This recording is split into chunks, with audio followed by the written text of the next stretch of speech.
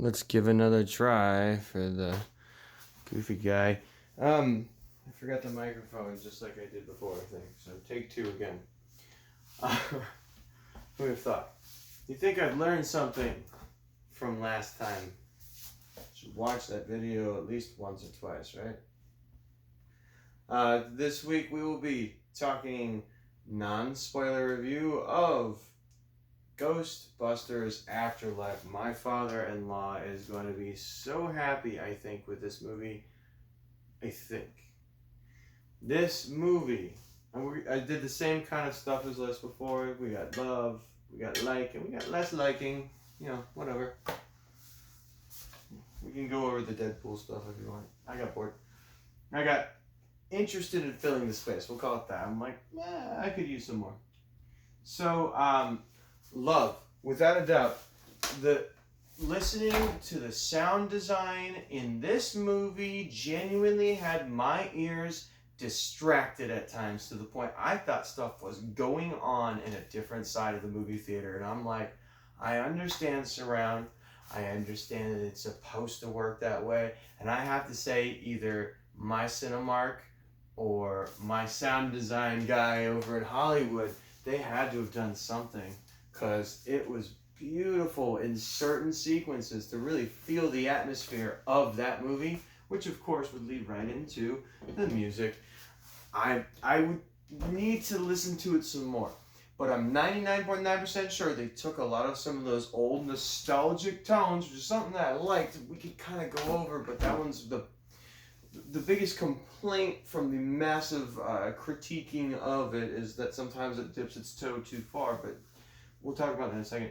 But the music also uses the nostalgia beats. I don't know the soundtrack of the original Ghostbusters, to be honest. Not so well that I could be like, that's it. But I'm telling you now, it sounded conceptually like what I could vaguely remember, you know? And they hit it.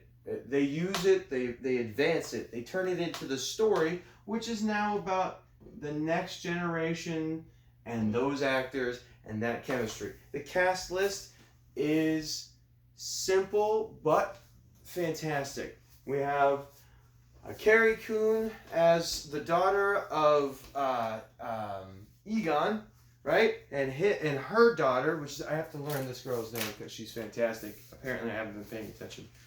Or if I have seen her, McKenna Grace, the crux of this entire movie, the protege, if you would, Egon, you know?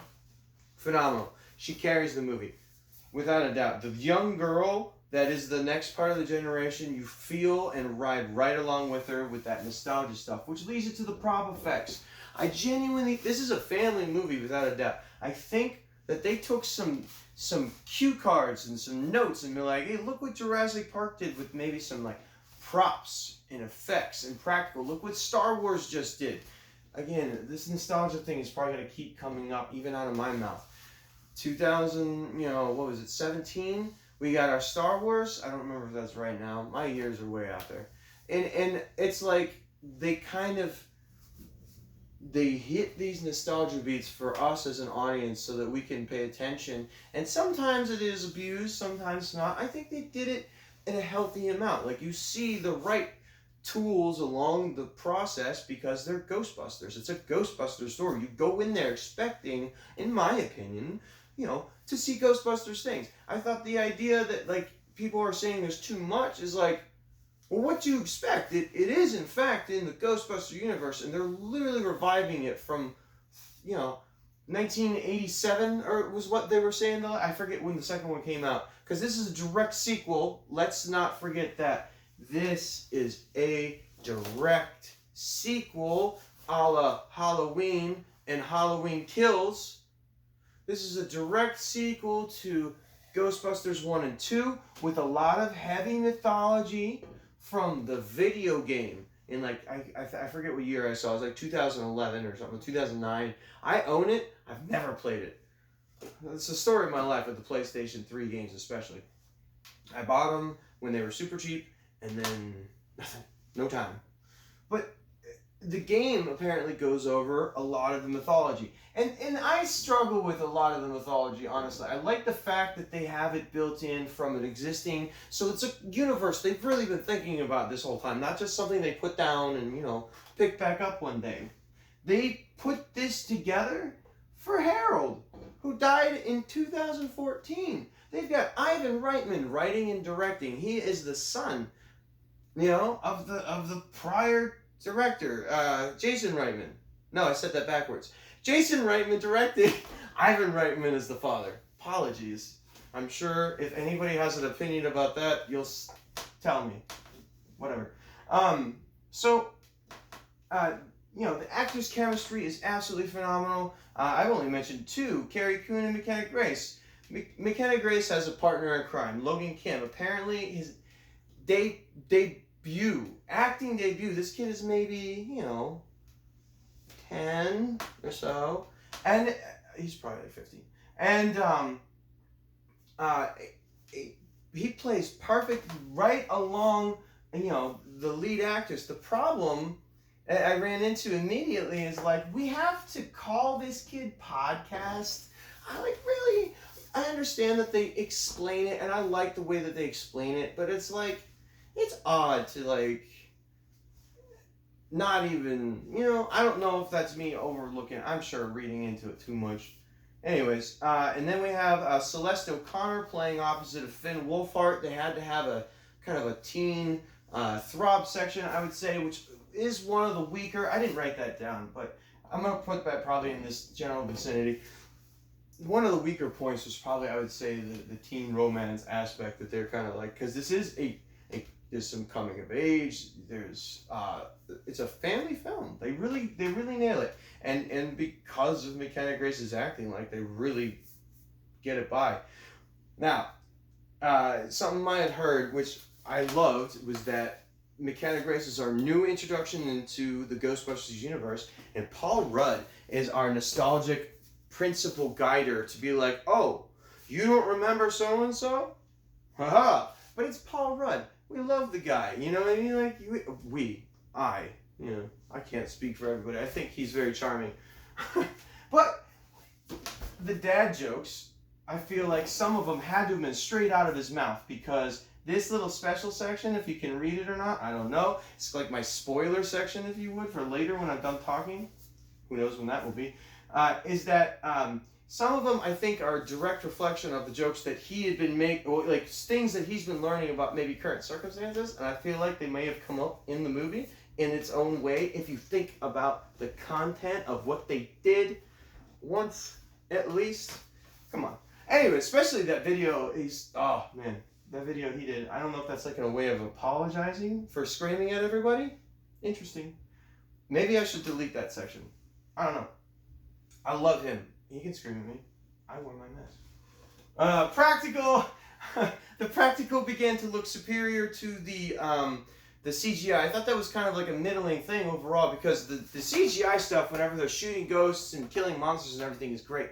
But once some of the CGI started getting into motion, I still have a very hard time watching things move at fast paces and feeling that it's called the chasm of I forget what it's called, but suspension of the disbelief aspect of the monster that looked real a moment ago when it was a practical object staring at something. It looks a little like CGI now that it's moving. So that I had a love-hate kind of thing going on. So we got that. Some of the cameos, they've got a couple actors in there for what I would consider practically no reason whatsoever, except to say that perhaps their name is now attached to maybe a little Ghostbusters turn in history. I don't know the facts behind any of that. I would assume that, but they could have literally put a couple people in certain roles, and the cameo ones, not the original cast members that are listed right on IMDb, but some of the other actors that are of name and have no IMDb credit. I thought that interesting. I don't know if that's necessary. That was essentially, who knows. The final battle as a whole, it's a Ghostbusters movie. Of course there's going to be a final battle. There's a big bad, right? Somebody's got to fight it. Point being is that it was fine. You know, it had its lackluster moments. I think they utilized some of the stuff that I liked about this section a little bit too much occasionally, but it is what it is. And editing. Oh my gosh. This is something I really have to talk about.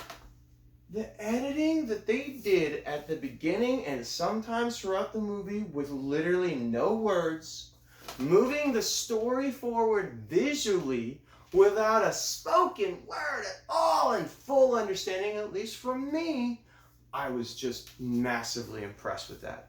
I have just watched something recently on the Paramount Plus network, and I saw it and I was like, this story is just visual noise. It's just giving us scenery shots every 2 seconds for no reason whatsoever. Props to anybody that can figure out what show I'm talking about, and I'm sorry you enjoyed it with me. Didn't enjoy it with me. The concept looks good.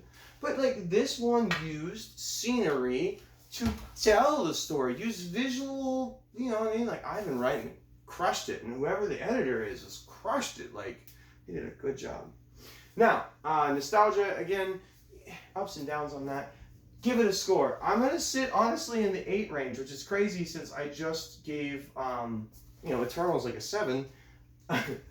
But this is something that I can't wait to show my 5-year-old. Like, seriously. I can't wait to show my wife and my kids this movie. That alone is way more valuable on the Richter scale for me, because I get to share it with people. Anyways, I hope you enjoy the movie. Hope you share your opinions, and I hope that, we can have a talk. Goofy guy out. Oh, my sword, little there thing, probably his. But, he's kind of, uneducated about mutants. And then pointing at the host with angry thoughts and unicorns. Seems right.